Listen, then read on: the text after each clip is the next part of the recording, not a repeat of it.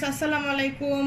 খাবার প্রতিদিনের পক্ষ থেকে আপনাদের অনেক অনেক শুভেচ্ছা। আজকে যে রেসিপিটি আমি আপনাদের জন্য তৈরি করব তা হলো পেঁয়াজের কলি দিয়ে ডিম ভুনা। খুব সহজ একটু রেসিপি, আপনাদের সহজভাবে রান্না করে দেখাবো।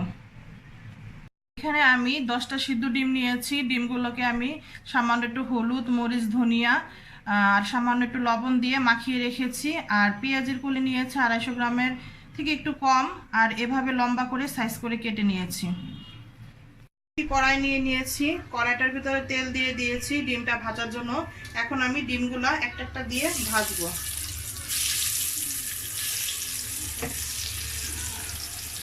আমার ডিমগুলো ভাজা হয়ে গেছে, আমি এর থেকে বেশি ভাজবো না। এখন আমি ডিমগুলো নামিয়ে ফেলবো একটা বোলের ভিতর। আমি এখন আর কোনো তেল ইউজ করব না। আমার ডিমটা ভাজার পর যে তেলটা আছে ওই তেলটার ভিতরে আমি দিয়ে দিব পেঁয়াজ বাটা।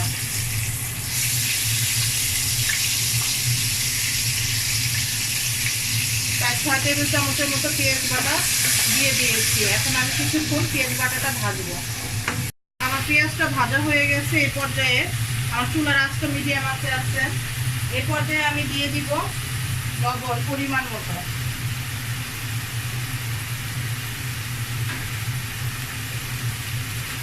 দিয়ে দিব 1 চামচের মতো হলুদ গুঁড়া, মরিচের গুঁড়া দিব 1 চামচের মতো, কালো জিরার গুঁড়া 1 চামচের মতো, কাঁচামরিচ 4-5টার মতো দিয়ে কষানোর জন্য পানি দিয়ে দিব।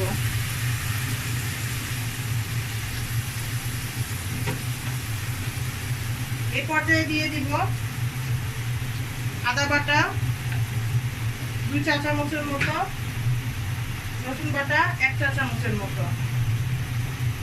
চুলাটা হাই হিট করে মশলাগুলো একসাথে কষিয়ে নিব কিছুক্ষণ।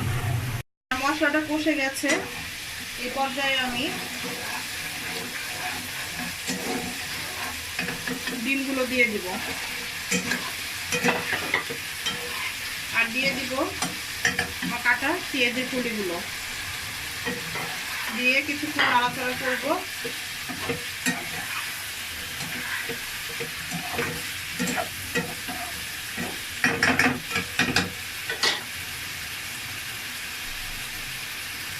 কষে গেছে। এই পর্যায়ে আমি খুব সামান্য একটু পানি দিয়ে দিব, বেশি পানি দিব না।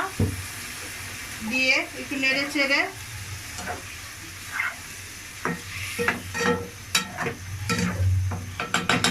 5 মিনিট ঢাকনা দিয়ে ঢেকে রান্না করব।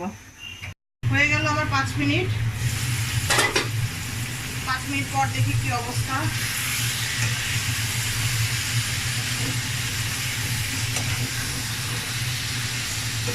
ডিমগুলো হয়ে গেছে। এই পর্যায়ে আমি চুলাটা বন্ধ করে নামিয়ে ফেলব। তো হয়ে গেল আমার পেঁয়াজের কলি দিয়ে ডিম ভুনা। আশা করি সবার ভালো লেগেছে। যদি ভালো লেগে থাকে তাহলে অবশ্যই আমাকে একটা লাইক দিবেন আর শেয়ার করবেন বেশি বেশি, আর সাবস্ক্রাইব করবেন। অবশ্যই বেল বাটনে একটা ক্লিক করবেন। আল্লাহ হাফেজ।